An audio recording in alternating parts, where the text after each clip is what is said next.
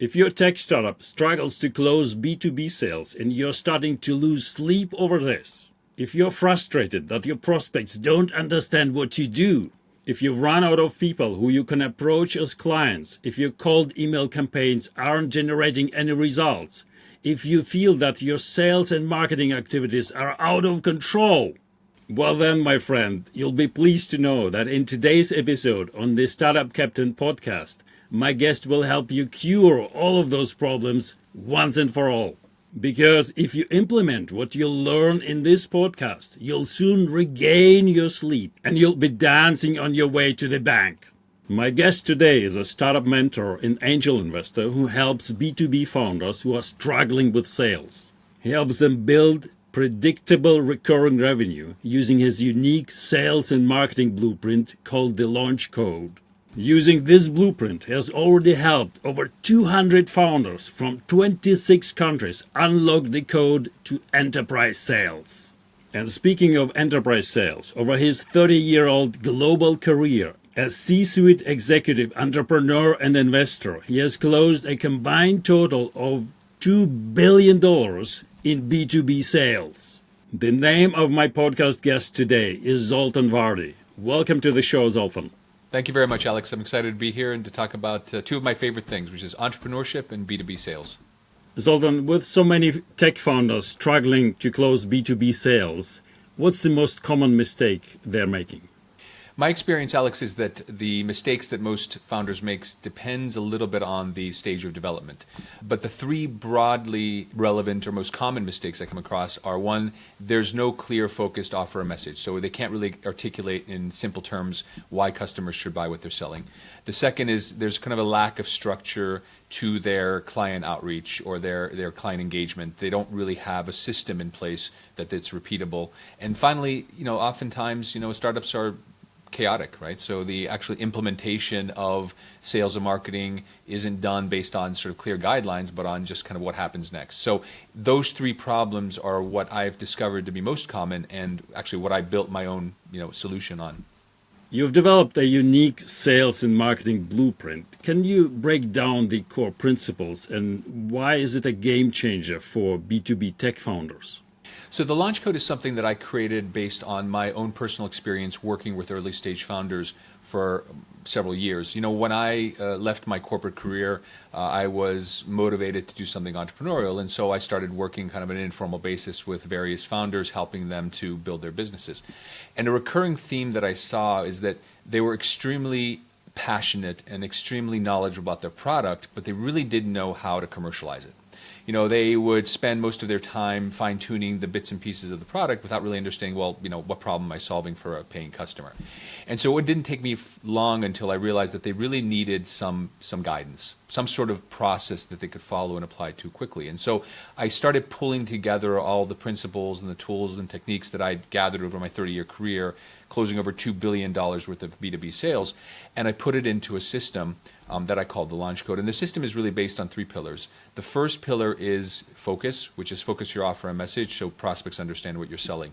And it talks about how you can create a value proposition, create a simple to understand product offering, and clear customer focused messaging.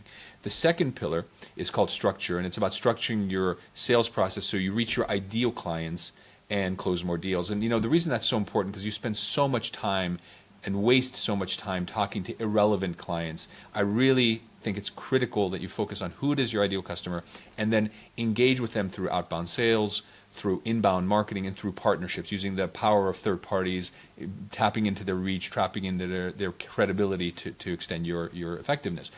And the third piece is called execute, and it's about executing based on targets. Why is that important?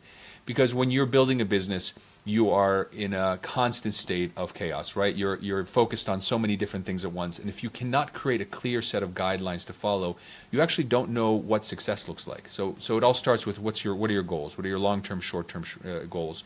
How do you manage your performance? What are the things that you're tracking during the execution process to see if you're doing a good job so that ultimately you can make decisions based on data, not on gut feeling? And then finally, creating a team of sales and marketing professionals who then will support you so that you as a founder don't have to do everything. And so it's this combination of focus, structure, and execute that collectively offers the solution, which I think is so critical for so many B2B tech founders, which is basically closing more deals and building predictable revenues. Over 200 founders from 26 countries have benefited from your B2B sales blueprint. Can you share a transformation story that stands out to you? So, I think the process of transforming into an effective sales-driven organization is not easy, right? There are different stages you have to go through to achieve that. And one of the examples I like to use is a company out of Poland that I worked with called Action Audit. In a nutshell, Action Audit offers a software as a service tool for manufacturers, usually in the automotive sector, to streamline their internal workflows and become more efficient in auditing their internal processes. And so here was a company that had a great idea and had a great concept, but they really couldn't find their way into the appropriate buyers. And so we started working together on that. And the first challenge for them was they were fundamentally a development company, so they'd never created a product before. And so we really focused on how do you create and package, so to speak, your product so that it's easy to understand, so that it's something that an automobile manufacturing company or the manager of a factory is going to understand in simple terms. And so we worked through that process of focusing the messaging, of focusing the value proposition, of creating that easy to understand product offering. Once we had that in place, then we focused on really getting them to speak to the right customers. And actually what was amazing is through that process of just identifying their ideal customer profile, of matching the type of companies that met those criteria that they set, they already created a list of over 50 companies that they could reach out to directly. And the result of that was they were actually able to close 3 big deals with major German auto manufacturers by the end of the program. So they were already successfully adapting these things. And what made all this come together great is that we were able to transform the company from this kind of chaotic, difficult to understand, difficult to follow process into a very structured, goal-oriented organization. And so at the end, what we found now is that this team of basically tech founders has created a company with recurring revenues, with closing new deals, and really growing at an incredible pace. Very interesting. 2 billion in B2B sales is no small feat. What's the one strategy or approach that's been consistent in your 30-year journey? One of the most important insights that I got early on in my sales career was that people ultimately buy solutions to very specific problems. And the reason that's it's a fundamental insight is because a lot of people consider selling, trying to convince somebody to buy something they don't really need, right? That's kind of the mindset. That's why they fear sales. They're uncomfortable with it. They sort of like, it sort of feels like they're invading or being invasive with somebody. But the opposite is true. If you approach selling as, I'm going to identify a very specific problem that my product or service can solve, then ultimately you're not a burden on somebody, you're a help to somebody. And let's be honest, who doesn't want to have help solving their problems? And so the entire process throughout my career, where I was basically selling big ticket items to large multinational companies in the media industry, I've taken that learning and I've applied it to my own system. And the launch code is really about that. And so much of what I do during my work with founders is actually not just show them skills and provide them with hands-on support, but it's actually helping them evolve their mindset so that where at the beginning they might be fearful of sales or might they feel like it's uncomfortable, by the end they not only understand the benefits of it, but they start to do it really well and they start to love the process. And so that transformation of the mindset is almost more important than the actual skills and tools that they get. Many founders feel their sales and marketing activities are chaotic. How does your B2B sales blueprint bring structure and predictability into the mix? So one of the things I identified very early on is that because of the nature of startup world, of creating something from nothing, there is no easy path, right? So there's no linear path to growth. And so the nature of that environment is very much trial and error and doing things sort of, ad hoc basis and seeing what works. And what I realize is that sort of approach, while it works from a product perspective, doesn't really apply well from sales, right? Sales can only be scaled once it's created in a very clear structure and a process.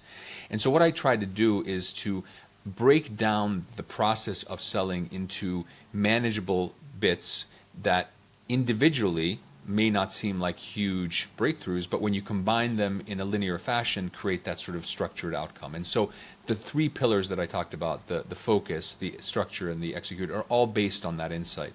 So every single module of the launch code, so there's three pillars with three modules each, takes you one step closer to that desired outcome of predictable revenues. And so what I actually see and experience with my customers and with founders is quite amazing, right? So the first module is the value proposition. How do you create a single sentence that explains what problem you solve, for who, and why you're better than the competition? Fundamental to business and fundamental to selling.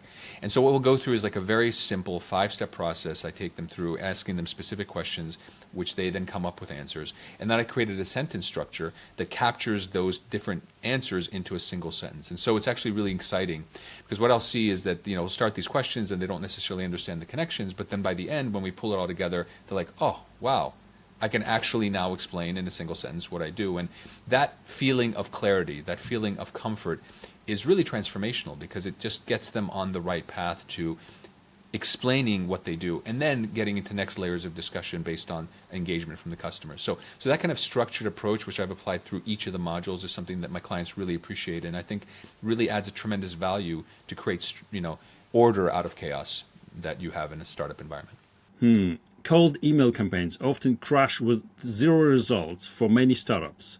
What's your take on cold outreach, and how can it be done effectively? Or would you recommend an entirely different approach?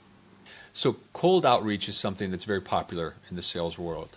I personally am not a big fan of it. Yeah, I call it spray and pray, right? You spray 10,000 emails or phone calls and you pray that somebody's going to respond. Unfortunately, prayers are not always answered, as we know. And so a lot of energy is put into sort of trying to create this incredibly broad base of potential customers. I actually believe the opposite works. What I believe to be true, and what my own experience, not just in my personal professional life, but also in my work with founders, is that the more focused you are and the more specific you are in terms of who you speak to and how you speak to them, the more successful you will be. It's not as scalable, but it's far more effective.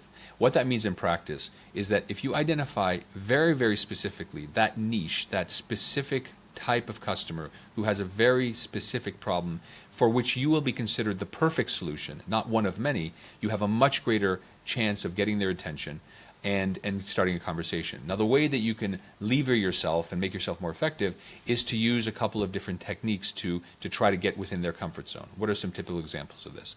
If you can reach out to people that you might know from your past or from some sort of professional connection, that's the easiest.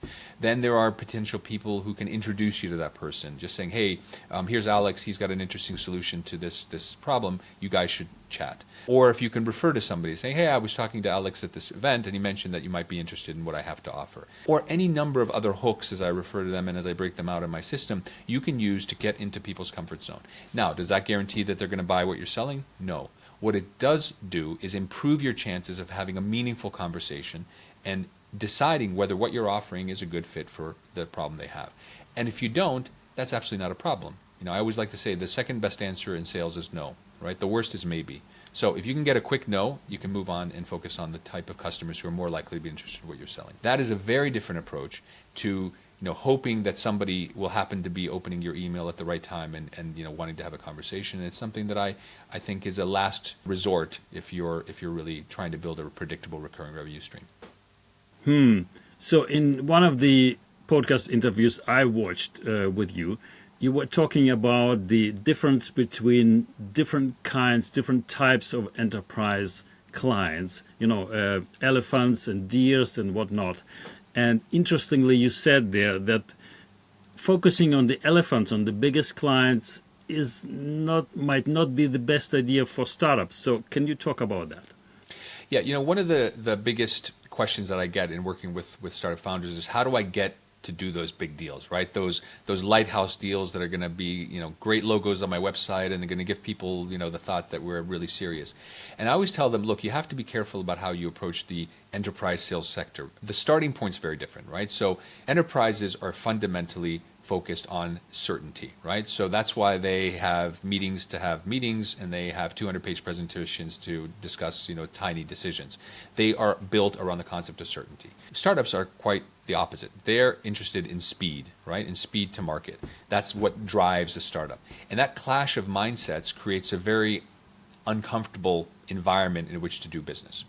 The way you can improve your chances is by focusing on certain types of enterprise customers. And the way I define those are enterprise customers who are not necessarily the elephants, the big, lumbering market leaders of their category, but more the deer, the ones that are kind of smaller, second, third tier, albeit still large companies that have something to prove. There's a basic openness to innovation of working with outside suppliers because they basically have a reason to do something different because they want to improve their position in the marketplace. And there's a whole range of things you can do to identify that sort of openness. First is you can look for companies that are privately held rather than publicly listed, right? Why is that important? Because a privately held company doesn't have the quarterly focus on financial results that they have to publish to the market. You're looking for companies that already have some indication of interest in working with startups. Maybe they have a startup accelerator program. Maybe they have a head of innovation or head of startups or something like that that indicates there's some level of interest. And then there's also sort of companies that you can find that are going to be more centrally decision-making driven. So they're not this wholly matrixed organization with hundreds of people involved in every decision, but they're really built in a way that they've got a central decision maker or a person responsible for a particular area that you can have a meaningful conversation with. This is not an easy process and it takes time, but if you focus your efforts on the companies that are most likely to be interested and open to what you have to offer, your chances of success are much greater, and that's why I would definitely support this strategy versus doing something where you send out a bunch of emails to somebody hoping that they respond.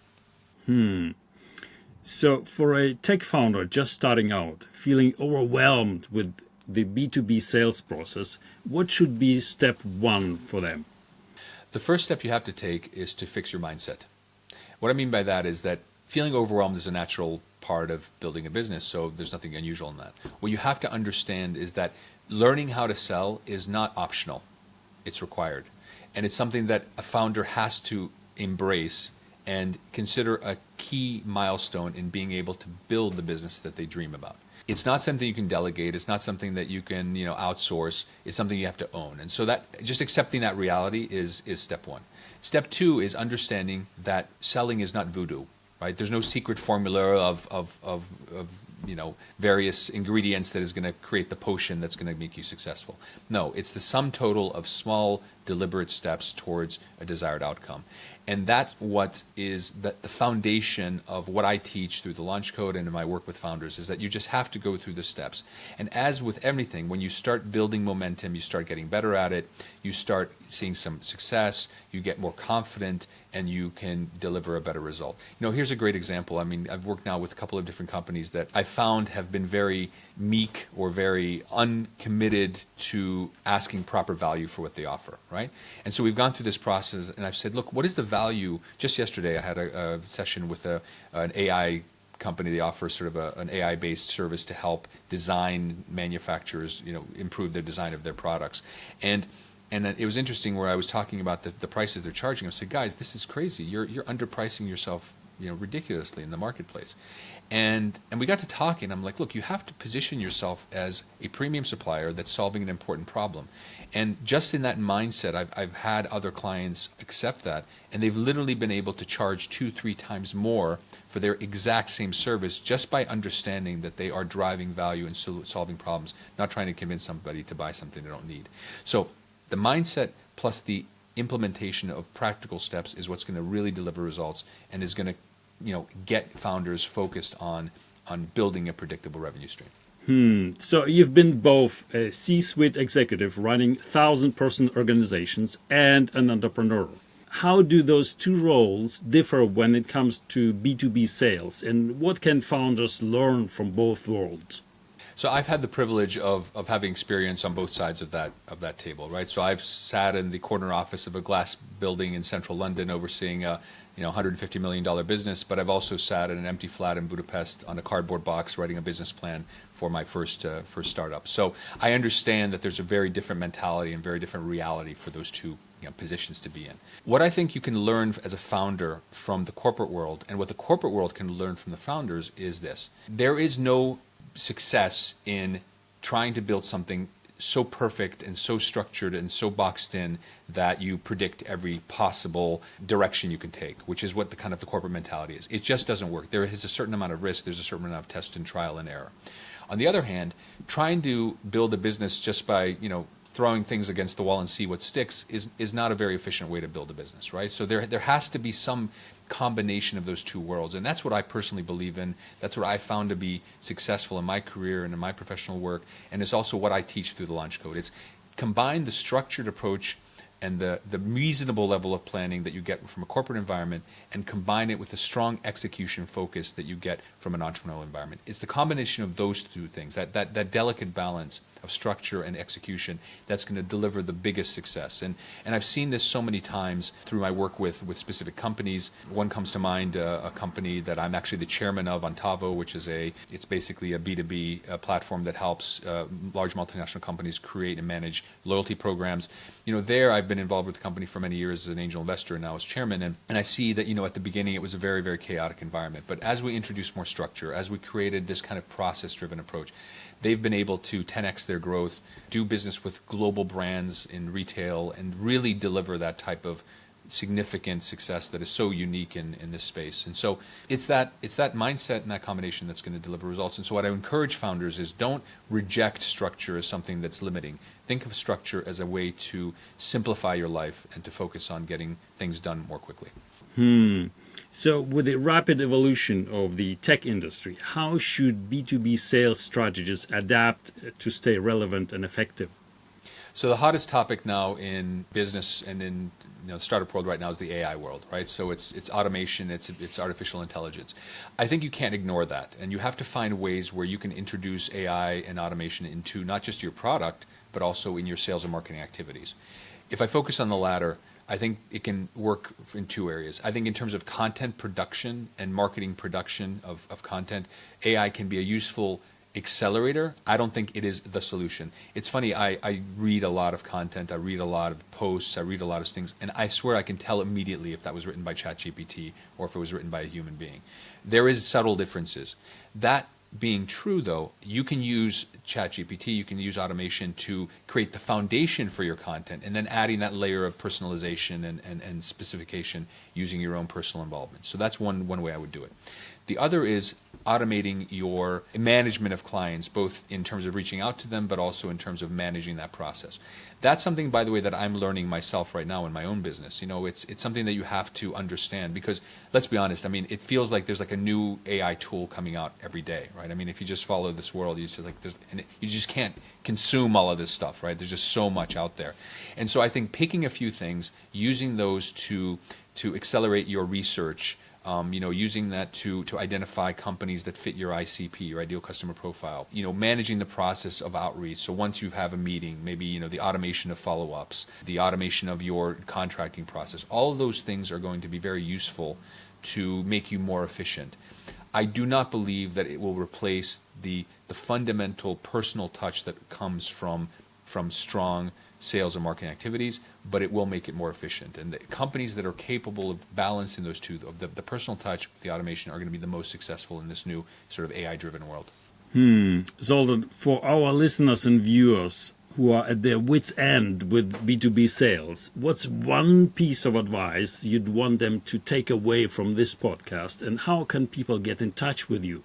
So if you feel like you're stuck with sales, you're struggling with it, you can't move things forward, I would get back to the basics. The basics for me start with identifying in very simple terms what problem you solve, for who, and why you're better than the competition. I call it your value proposition.